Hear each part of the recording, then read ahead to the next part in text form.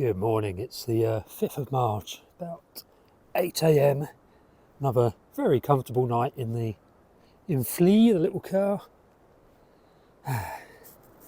Down in Falmouth, of course. What a glorious start to the day. Absolutely love spring, and I think we can safely say it's now spring. I'm sure we'll still have some chilly weather to come. It's only early March, first week of March. Yeah, couldn't be nicer really, a day like this. The old crocuses have been a bit bashed about by the incessant rain we've had up until yesterday, but the daffs are looking good, daffodils. There's Gilly Beach. We'll have to do some exploring soon. So looking west obviously, so there's the Lizard Peninsula over there.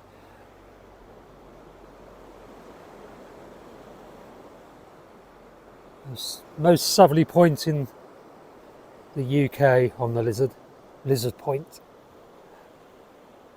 Parked up there quite a lot in the old Belingo. Rest in peace, Belingo.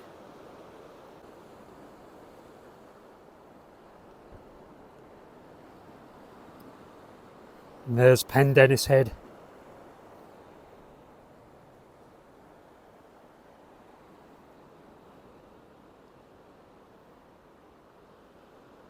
So I think at some point today, I'm going to take advantage of the weather and try and rebuild or build a bed frame within Flea.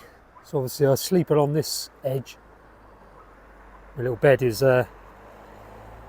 covered in stuff at the moment, but I'm going to build a bed frame in there in the footwell of the passenger seat. Currently there's just a sheet of board over that, which works surprisingly well. So I'll build the bed frame. I need to sort out the condensation, so thanks to Leslie for offering to buy me one of those vacuums for removing condensation within the vehicle, which I need to look into that and chat with Leslie. But yeah, I need to sort out the condensation issue, as you can see.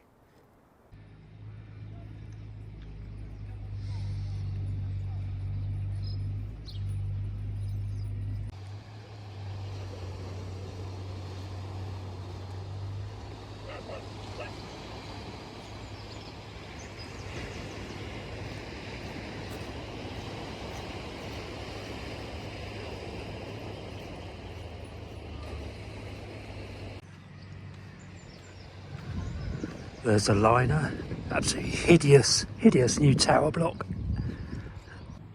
How these horrible modern day tower blocks get built all over Cornwall, I'll never know. Ah dear, quite a few of them along kind of Newquay and those sorts of places as well. Not my cup of tea. Anyway.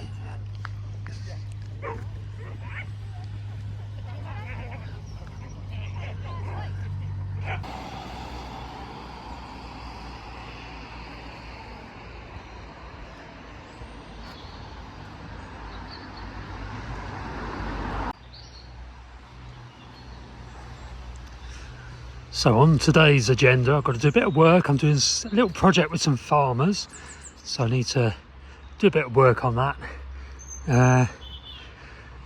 Bit of writing during my break when I'm not doing the farmer related stuff. That's just going to involve some background reading today. Bit of writing during my lunch break and this evening.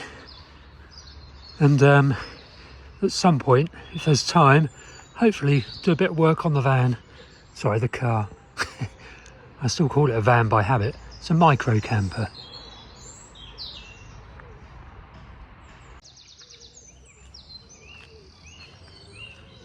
God, you can really hear the spring in all these birds. Very intense, very high density of territorial birds in this particular park. And that's because there's so many different species of trees and shrubs, so lots of different types of nesting opportunities for different species, whereas in Ventnor Park on the Isle of Wight it's all sycamores mainly.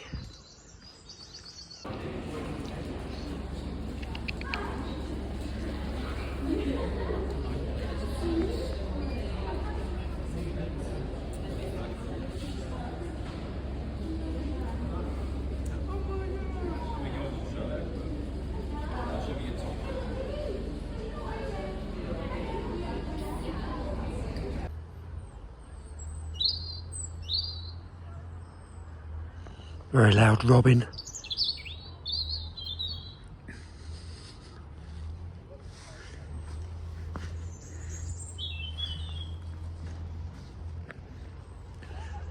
What is it now? About 1 o'clock, I think, in the afternoon. So did loads of work in the cafe this morning. Pretty productive. Now I'm going to head to the other campus and carry on working. What a cracking day though. Such a relief that the rain has finally given way to some sunshine. A bit boggy over that way, so I'll go around this way.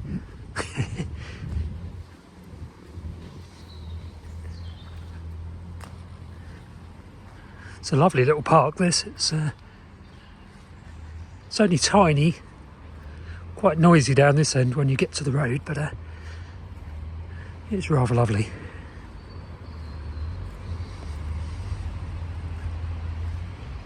Lacks the red squirrels though that you get in Ventnor Park on the Isle of Wight. It's quite a cool tree.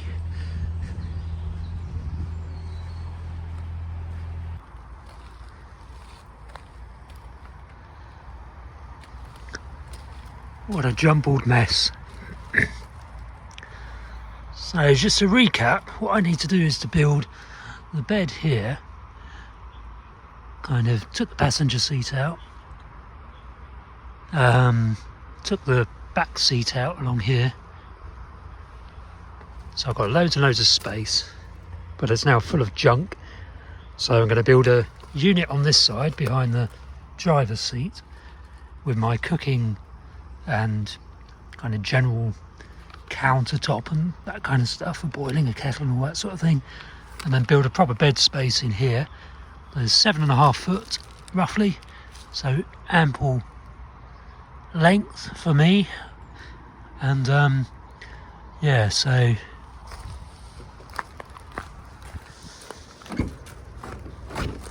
this is where I'll build the need to build a kind of a platform to lift up the bed space here.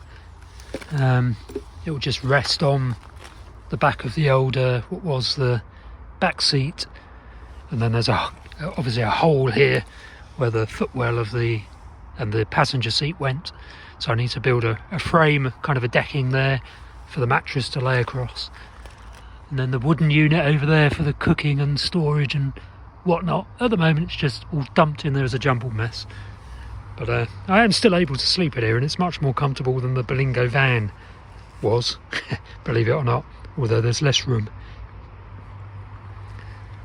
So that is the plan. Over the next couple of days, as the weather is so lovely, I can get to work on that. It's the 5th of March 2024, and I'm on the lovely Penryn in West Cornwall. Beautiful day, the springtime. Green lanes are certainly greening up, lots of celandine in flower, primroses scattered around here and there. So probably all noticed that beavers have been springing up in various places, kind of spontaneously appearing. There's no kind of scheme for licence in the wild release of beavers at the moment, so they've kind of been appearing informally, not necessarily under their own steam, but I don't know, maybe. So what do I think about that personally? So first, I think we need to fundamentally change the way in which we look at, treat and manage river systems, by which I mean the river channels plus the functional floodplains. Currently the kind of land ownership and land management regime kind of leads to very fragmented, disjointed river management and riverside management. And rather than kind of leaving to chance how each individual stretch of river channel and river floodplain is managed, we really need a far more integrated systems kind of approach to river and floodplain management, which kind of treats rivers and their functional floodplains as a single whole, and treats the river system, not necessarily the wider catchment, but just the river and the functional floodplain as a similar way to we treat kind of services infrastructure as an integrated whole. And we need to be paying landowners and farmers, whoever kind of the riparian owners are, right out to the edge of the functional floodplain. We need to incentivise those people and pay them to manage rivers and their floodplains as basically water storage and conveyance systems as the top priority, not food production landscapes. There's plenty of areas to grow food, and you can grow food from more naturally functioning river floodplain systems, such as high quality beef and various other things. So yeah, we need to basically step back. We need a kind of a managed retreat. It's not really a retreat, but a kind of a managed evolution of the way in which we manage river floodplain systems back towards their more natural state. And obviously beavers will be an absolutely crucial central part of that gradual evolution. So if we're moving in that direction, where essentially rather than trying to prevent floodplains from flooding, from holding, storing and conveying floodwater, rather than trying to prevent that from happening, we actually use floodplains to store and convey floodwater. And that being the case, beavers will slot into those kind of systems absolutely perfectly. If we engineer out vulnerable infrastructure, such as villages and individual properties, and raise roadways, we can allow the river floodplains to function more naturally to store floodwater and thereby provide kind of habitat for beavers. And beavers will be part of the kind of the ecosystem process that enables that flood storage to happen. The whole licensing situation in England is a chaotic mess. DEFRA has failed basically to grasp the opportunity represented by beavers and more naturally functioning floodplain systems for biodiversity, but also for landowners. And one kind of symptom of their complete failure to manage river systems sensibly is their foot dragging when it comes to licensing the release of beavers into the wild in England. And I have lots of sympathy for beavers taking the situation into their own hands and suddenly appearing in places, helped or otherwise by us. So I think now is the time to welcome beavers appearing spontaneously. Whether or not those spontaneous arrivals are licensed, I don't care if a pair of beavers got a licence before they appeared in a given river system from DEFRA. DEFRA isn't going to issue one at the moment anyway because they're just in a mess. Got no funding, the ministers are incompetent, and yeah, so I think beavers should be spontaneously appearing unlicensed within river systems across England. I wouldn't have said that 2 years ago. Completely changed my mind simply because Theresa Coffey was completely hopeless and nothing much has changed since she was thrown overboard, metaphorically obviously. And yeah, I just think the time has come to welcome beavers into the wild across England, licensed or otherwise. If we accept that, and most people probably wouldn't, because, you know, beavers are breaking the law by appearing in the British countryside, unfortunately, without first getting a licence. But if we do accept that beavers should be out in the wild throughout river systems, I think it's incumbent upon the conservation communities to manage the situation, to kind of take the lead in setting up beaver management groups, maybe in each county. Maybe that would be a bit too bureaucratic, but there will be issues, so beavers will cause problems. They're ecosystem engineers, so existing land uses and landowners will run into issues with beavers suddenly appearing on their land. So on top of DEFRA, the government, setting up a system whereby landowners can be paid in a much more integrated way to manage floodplains as integrated systems. I think it's incumbent on the conservation community to set up beaver management groups. A lot of this is going on already across probably every English county to manage the arrival and expansion of beaver populations. So we already know that the effects that beavers can have when they misbehave from our point of view can be managed. So there's no question that beavers can be integrated relatively harmlessly into landscapes. They are very industrious though, so they will pen up water levels and change river systems and river floodplains in various ways that will need to be managed, because not all current floodplain river land uses can kind of function very well under the influence of beavers. So people will need to adapt how they use floodplains, and we need systems in place where we can help landowners to come to terms with having beavers potentially on their land or being affected by beavers near their land, and can adapt how they use their land, that being the case that they have got beavers. But like I say, the government does need to set up a good system whereby rivers and their floodplains are managed in a much more integrated way as kind of service infrastructure, surface water management infrastructure. So let's welcome beavers into the English countryside. I'm talking about England, natural England and DEFRA at the moment. Let's welcome them into the countryside. I think we should have beavers in every river catchment across England, and it won't take long for them to appear in all of them. We should welcome them, we should get on with them, getting them back, despite foot dragging from within what, by wide consensus, is a fairly incompetent government at the moment. We should get on with it, and I very much look forward to seeing beavers near me.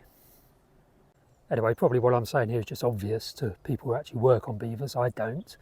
I just come from the Isle of Wight, where I know lots of work has been done to assess the feasibility of bringing beavers back, and unfortunately DEFRA has kind of scuppered that particular project for now because they're just not doing anything about licensing. But yeah, do comment below. Is what I'm saying just obvious that we should bring beavers back despite the lack of a licensing regime? Is it wrong? Am I just stoking problems by saying that? Let me know what you think in the comments below. Well, it's 6:25 PM and clear skies. It's dusk, so the temperature's dropping quite rapidly. So I basically rebuilt the bed in the van, made up a bit of space by putting more stuff underneath the bed frame in the where the passenger seat well is, which is good, so it should be a bit more comfortable tonight, although it's already pretty comfortable. Got a free day tomorrow, so I'm going to go to Trago's, try and get a bit more timber so I can build the bed frame properly. Stupidly, I left the charging cable for me drill back on the Isle of Wight, so I've got the drill but not the cable to charge it with. So I wonder if I can get one of those from Trago as well. Otherwise I'll have to get a hand drill, do it all by hand.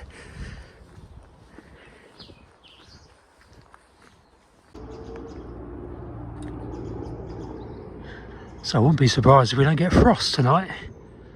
Well, if we do get frost tonight, I won't be surprised. You know what I mean.